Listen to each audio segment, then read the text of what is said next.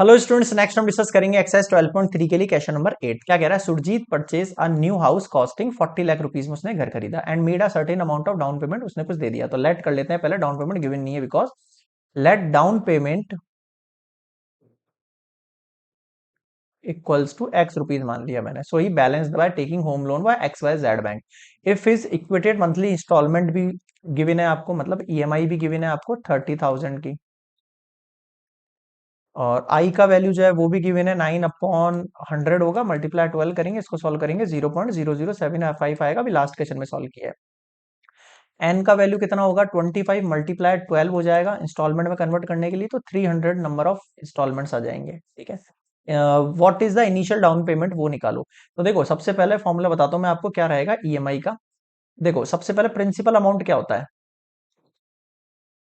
Principal amount कैसे निकालते हैं, जो अपन को यूज करना है यहाँ पर, जो उसकी टोटल कॉस्टिंग है उसमें से डाउन पेमेंट को हटा देना, फिर जो बचा हुआ होगा ना वो प्रिंसिपल होगा जो अपन इसमें यूज करेंगे। फर्स्ट थिंग तो ये है ना। Second thing formula. अब देखो, ईएमआई का जो फॉर्मूला है यहाँ पर कंपाउंड मंथली यूज कर रहा है, तो अभी मैंने लास्ट में जो अभी एक दो क्वेश्चंस में अप्लाई किया फॉर्मूला, वही फॉर्मूला लगेगा। बट यहाँ पर आप वैल्यू देखो तो माइनस एन वाला कॉन्सेप्ट यूज कर रहा है, तो माइनस एन वाला है तो फॉर्मूला भी माइनस एन वाला लगेगा। तो मैं यहाँ पर ईएमआई का कौन सा फॉर्मूला लगाऊंगा? माइनस वाला लगाऊंगा। अगर आप मेरा इंट्रोडक्शन पार्ट देखोगे इस एक्सरसाइज को, तो मैंने सिखा रखे दोनों फॉर्मूले उसमें। P मल्टीप्लाई आई अपॉन 1 - 1 प्लस आई की पावर माइनस एन। अब ईएमआई का वैल्यू तो है वो 30,000 है, इक्वल्स टू प्रिंसिपल का वैल्यू कितना है? 40,000, 40 लाख माइनस एक्स, 0.0075 आई का वैल्यू है। 1 - 1 पॉइंट, इसमें 1 प्लस ऐड हो रहा है तो 1.0075 मैंने डायरेक्टली लिख दिया, और माइनस का 300। अब इसका वैल्यू देखो पहले से गिवन है आपको यहाँ पर, तो यूज करो इसको।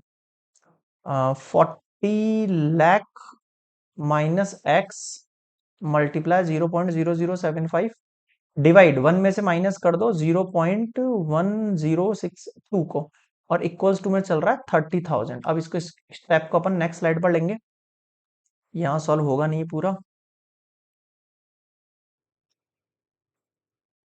एक मिनट। ओके, हाँ, तो ये वैल्यू क्या आ गई आपके पास? ये 30,000 है, समझ रहे हो। अब सिंपली आपको 1 में से पहले डिनोमिनेटर में तो माइनस करना है 0.1062, ये हो जाएगा 0.8938। कितना हो जाएगा? ऊपर आपके पास 40 लाख माइनस एक्स मल्टीप्लाई 0.0075 चल ही रहा है, इक्वल्स टू में 30,000 चल ही रहा है, सिंपल। अब आपको कुछ नहीं करना, 30,000 multiply 0.8938 divide by 0.0075 equals to में 40 लाख माइनस एक्स। अब आपको सिंपली इसको डिवाइड करना है, सॉल्व करना है। तो क्या करूं, एक्स की वैल्यू को वहां भेज दूं और इसको सॉल्व करके यहां भेज दूं, तो इसको भी नेक्स्ट स्लाइड में करूं सॉल्व।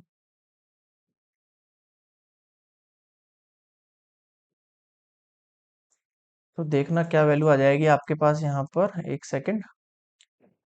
30,000 जो है उसको मल्टीप्लाई करना है 0.8938 से, और जो वैल्यू आया है उसको डिवाइड करना है आपको 0.0075 से। 3575,